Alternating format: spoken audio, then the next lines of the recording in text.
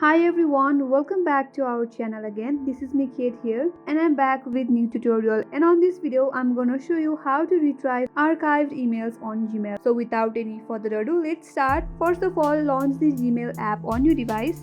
Once you open that, make sure they are logged into your Gmail account, and after that you will land on your inbox page. Now to retrieve archived mail, first of all I will show you how to archive mail on your Gmail. So in order to archive your email, if you swipe that email either to your right or to your left, it will get archived. So swipe that to your right, it will get archived. You can archive more of your email. In this way you can simply archive your email. Now in order to retrieve that archived email, you have to tap on the three-line icon that you will see at the upper left corner. A dialog box will pop up, and over there under all levels you will see all mail. So tap on all mail. Here you will see all your mail on your account. Now in here, notice that under your email you will see a little icon that says inbox in each email, and on some email you might not see that. So that is what your archived email are. On archived email, you will not see that little inbox icon. So to retrieve those archived emails, go and tap on that specific email. You will land on that email, and from the upper right corner you will see three dot icon. Tap on there. A drop down menu will pop up. From there tap on move to inbox. Now you can notice that little inbox icon have appeared on that email as well. Now to check that again, get back to your inbox, and there you can see that the archived email has been retrieved. So this is how you can simply retrieve archived emails in Gmail, and that's all. I hope this tutorial helped you. If you are new to our channel, make sure you subscribe our channel, like the video and hit the notification bell icon so that you don't miss out any other further updates from our channel. If you have any comments or questions, drop them down, and thanks for watching. I will see you on next tutorial.